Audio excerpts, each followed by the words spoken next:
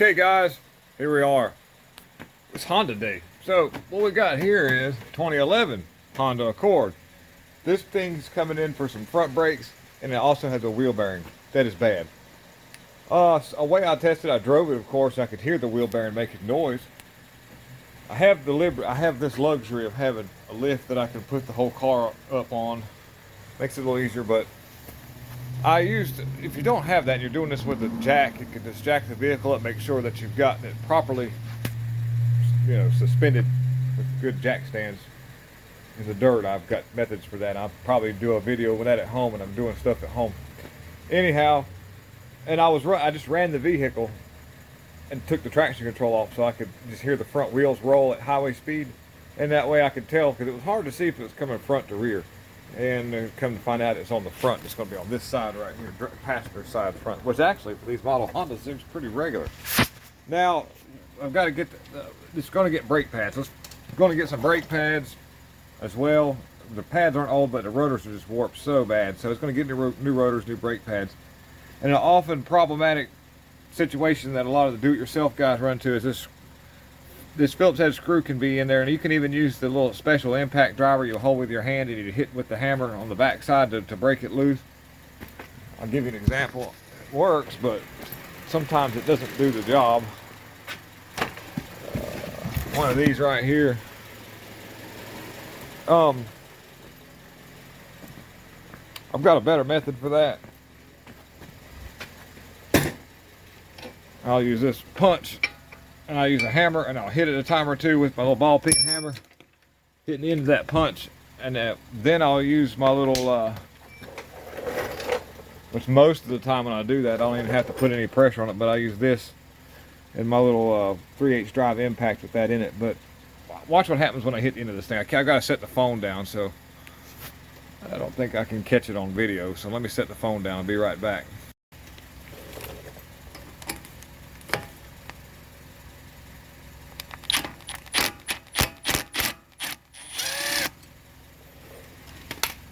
And that came from just taking my punch and hitting that a couple of times. Next up, I'll remove the brake caliper and the bracket. We'll hang the brake caliper up so that it's not going to be suspended by the hose. I'll take this bolt off right here because we've got to get the wheel bearing changed. So I've got to remove this here, that here. The lower ball joint needs to be taken loose right there. So yeah,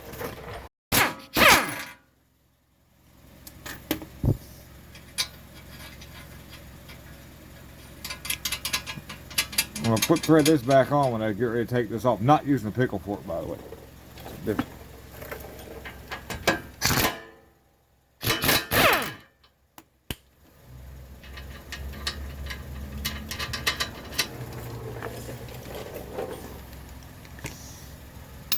I was going to go ahead and just break everything loose.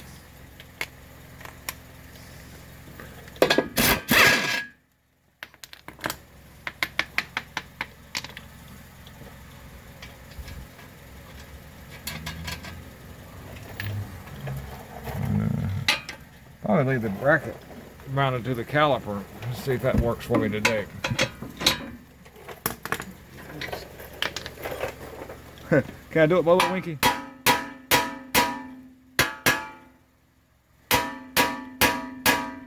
There it goes.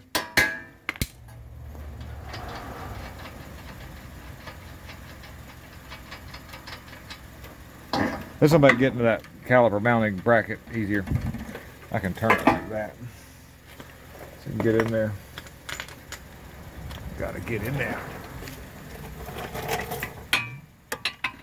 One-handed mechanic, guys. I used to be a really bad alcoholic. Drank a lot. It's been since 2013, in case anybody's new subscriber, since I drank a drop of alcohol. Never looked back. But I used to hold a beer and do this all the time. Not during normal work hours, but working on my own stuff and maybe side projects. I was pretty good with one hand, guys. But what we're going to do, I'm just going to tie this caliper off. And the rotor is ready to come off here in just a second. Let me tie this caliper off here. Let me just set the phone down. So where I'm at now is I've got of course the rotor is off, and I do have the caliper suspended by the coil spring and a piece of baling wire. Coat hanger works good if that's all you got laying around. And I'm going to use a 6-point socket. I like a 6-point socket on this kind of ideal situation because it really grips a lot better than a 12-point. 12-point sockets have their place though when it comes to tight areas and certain kind of bolts. This is a set that I purchased off, believe it or not, just off Amazon. And it wasn't very expensive. So if you want to invest in that, that's a real good thing. It's got all the axle nuts and ears abouts all. And believe it or not, that bigger one at the very bottom here fits the heating element on a water heater I was working on. So that was really cool because that's a whole lot better than any water heater socket that you get. And it's deeper than a 3/4 drive shallow well, which most people have. And it's 6-point. I use that on a water heater, believe it or not. So that was really cool. And basically, I'm just going to be taking it off with my impact gun. Now, you can use a big torque wrench bar, torque bar. I suggest doing it with the wheel on the ground before you take the wheel off, so you don't strip out the axle or the transmission. That axle nut came off really easily. It had some Loctite on it. Matter of fact, I put that on there because I'd put a CV axle on this thing at one point. This thing moved really freely, but sometimes they don't, and it's never a good idea to hit the end of that with a hammer because you'll knurl that up and never get your nut back on. This is nothing more than a 1/2-inch drive extension that the end broke off one day because it was just a cheap made extension. I pulled hard on it and just broke the end right off. And I was like, okay. And I saw a use for that because of its softness. That meant it would still give me the ability to get some good punching in, but be a little more forgiving to what I'm hitting on. So this soft punch has been a blessing ever since I broke it. I've got more use out of it like this than ever before. I'm centered on that hole and I can hit the back of it. Now I wear safety glasses because a piece of that can come off, and when it does, it usually hits you in the eye. Don't ask me how, what, or when, but for some reason, every time one of those things, like when that metal knurls up, it flies and hits you right in the face. So you want to make sure that you have that centered, safety glasses on, and you can hit right there. And if you want to leave the nut on, that's always a good idea. Maybe. Doesn't matter, as long as you don't hit that straight with a hammer. Now I'll be separating the ball joint section. I'll just use a hammer to do that. I'm going to use the hammer, and I'm going to hit, well, that's terrible lighting. My studio's just right up to par, guys. Let's see here. I'm going to hit right here where the ball joint is pulled into by the bolt. And I'm going to take a couple of hits to do that. But I use a big sledgehammer, and I'll hit right there. That'll jar this loose. And I'll do the same thing right up here. I'm going to hit directly right here on the front with the nut on. And then this thing will come up. That'll come out. I can get this whole piece out. Then I can get the bearing and everything pressed apart. We'll get to that next.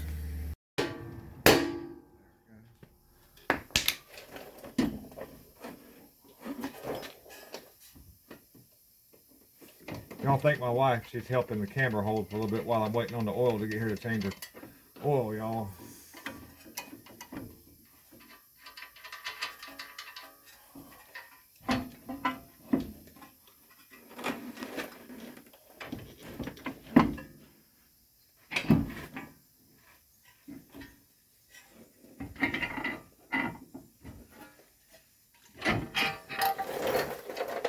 Alrighty, now check this out, everybody.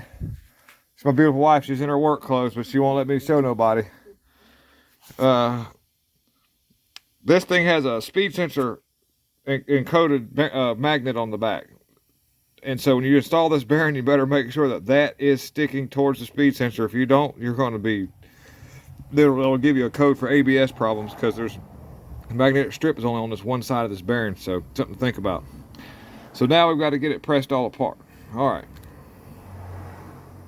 Okay. This tool right here I'm about to use is pretty invasive. I made this thing as well. It's got like a step on the end of it. Let me get where a light can see. And I'm using this because I'm going to be replacing that center hub. Let me flip it around. I'm going to be replacing this part right here. If I was going to try to reuse that, this would not be the tool I was going to use. But this is safe on my hands. I can slide this in there and make it happen. When I do this, it's going to booger up it's going to booger up the little splines. My wife is going to video me as I beat this thing out. All right, here we go.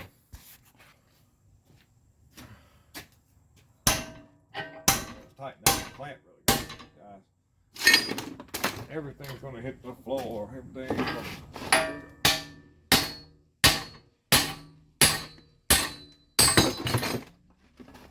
Then I'm going to knock this part out.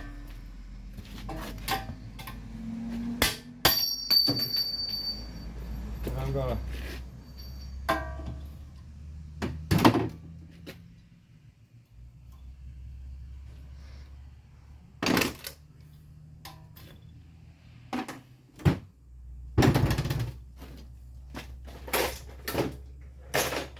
my 9-year-old, she's 9 years old, she wants me to always save these little things. She makes stuff out of them. They get messing on the floor. It's a mess. You like in the carpet. Luckily they're clean. They're everywhere.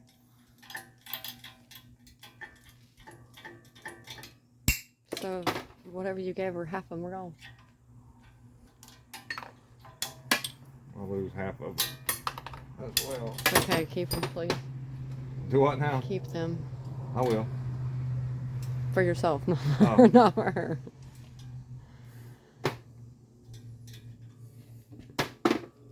Now there's a big old snap ring on this. I'm going to flip this around here.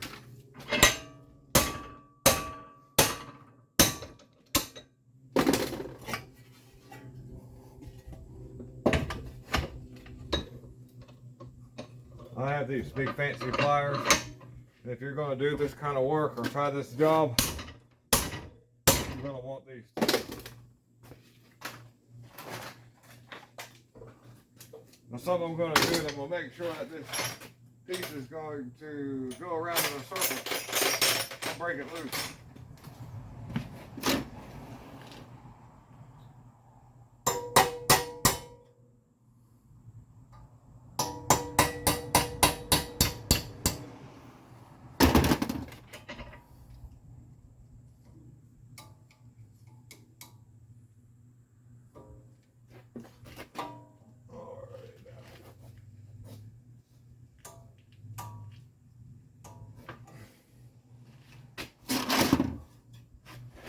Be very, very careful of that thing.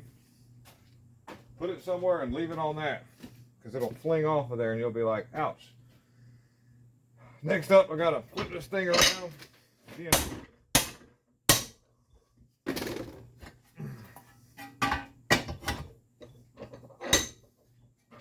Now there's several methods to this next procedure, but I do things with a little bit. It works. This is going to work, guys. So you can stop the camera for a second. I can get that ready. No, almost ready. I have to cut the phone off because that radio.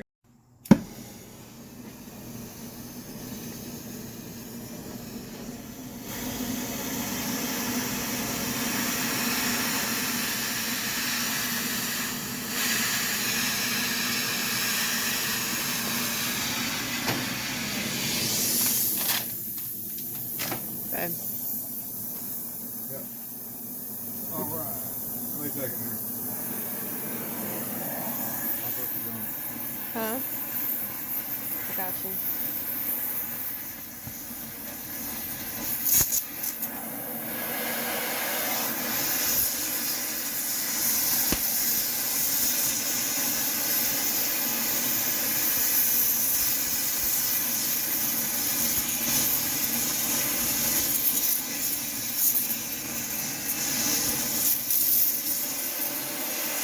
Well, I get far off along that rubber. And I'm going to make the line.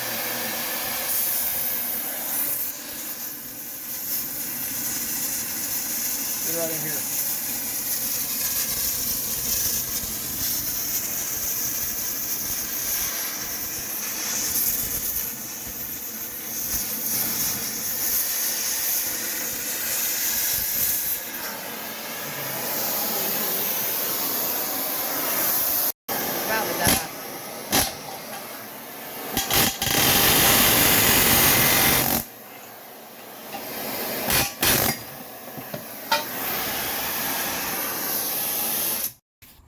All right, guys, so look closely. One side is a seal. And the other side is a magnet, a coated magnet. It's got broken lines in it, so it gives you a square wave pulse on your speed sensor. It even says it right here, ABS sensor side. Okay, all right. Alrighty, guys, here we are now. I've got back on the bench now that I've kind of cleaned it off a little bit. Okay, so like we talked about earlier, the speed sensor is on the inside of this. It goes in right here. It goes in. Well, my wife's not here; she had to leave, so now I'm back by myself. It's hard to. The speed sensor goes in right there. Okay. So I'm going to put this in, but I want to make sure I've got this aiming the right way. I can't stress that enough, by the way. ABS side in, so we'll go in like that. Now I'm going to use my press. This is a must-have for doing this job, is this press over here.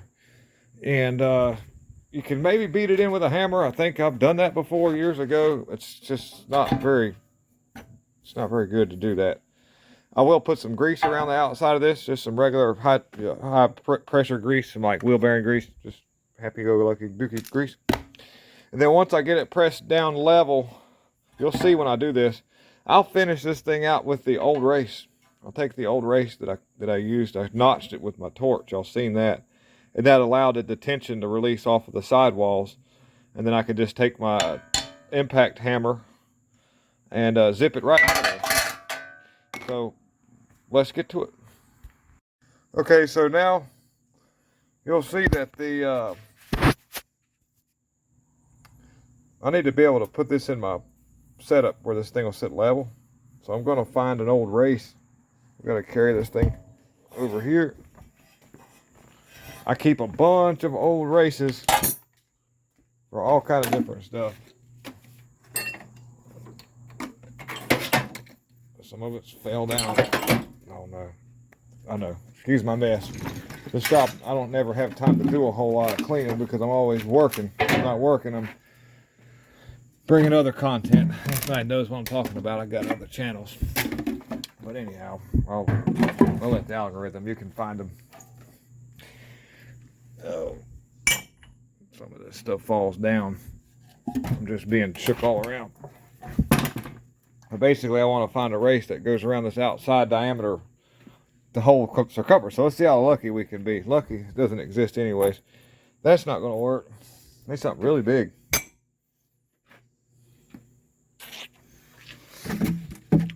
Let me dig through this stuff and I'll find one here.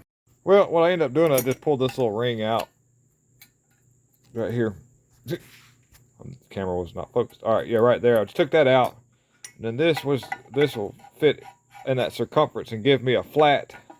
You'll see in a minute when I set this thing up in the press. Okay. I had to build it up a little bit so I could get this off of get this thing leveled up. Let's see here. Pressure on in there.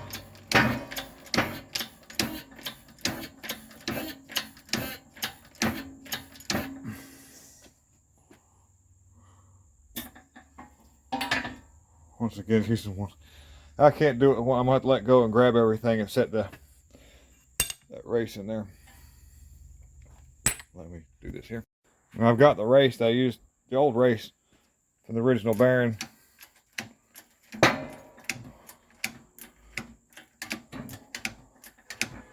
It'll start bottom out. You'll watch the gauge come up. Now, something I like to do, and this kind of carries me back to my universal joint days. Take my hammer. I'm supposed to have somewhere beside me. Walk with me.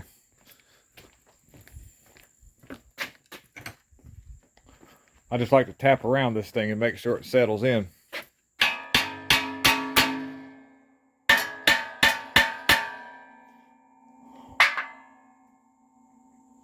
It's looking pretty good.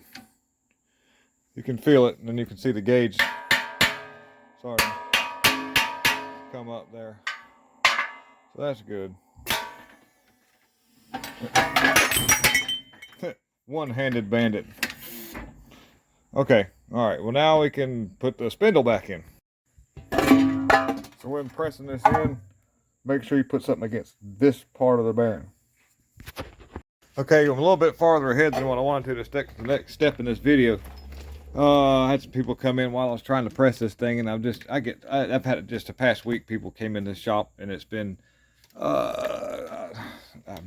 it eats up a lot of time. Being out here by myself working this place is not. It would be nice to have somebody working a desk just take in the jobs, and the people will drop it off. But when you run this place, they like to talk and hang out, which is good. It's nice. Sometimes it eats up a lot of time. Here it is getting on 6:15. We'll be out here till 8 tonight to make up for it. But anyhow, what I have done is press this together, of course, and I set this thing up where in that press, I wish I could have had the video, but it's just what it is. I put my part up against this right here. I had it around the metal part of this here, because when I push this spindle part in, you don't want to push this out, which it can do. And just being straight with it is about the best thing. Straighten on the right spot. Now, I've got to put my little dust guard that goes on right here back on, and then we're going to replace, just reverse procedure, put everything back together here, and then I'll finish out the front brakes, and this car will be done. All right, guys. Basically, I was focusing on the wheel bearing, but I'll give you a rundown. I took the rotor, the new rotor, I wiped it down with brake cleaner to get any oily residue off. I've got a new nut to go on this. It's in my box right there. The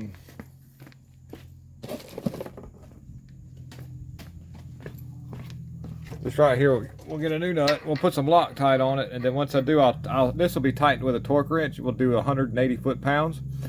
And then I'll put my little divot in there that'll line up with this to help keep it secure, which the Loctite will be fine. 180 foot-pounds will be great.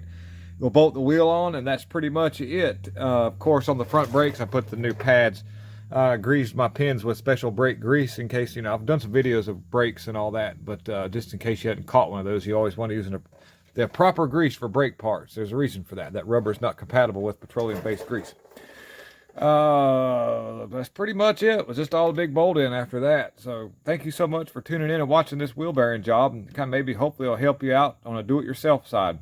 You may find it better to pull all that out and take it to a shop and let them press the bearing in and out. Then you can replace the part, put the control arm back in, or spindle hub, whatever you want to call it, because there are some special tools required to pressing that in properly.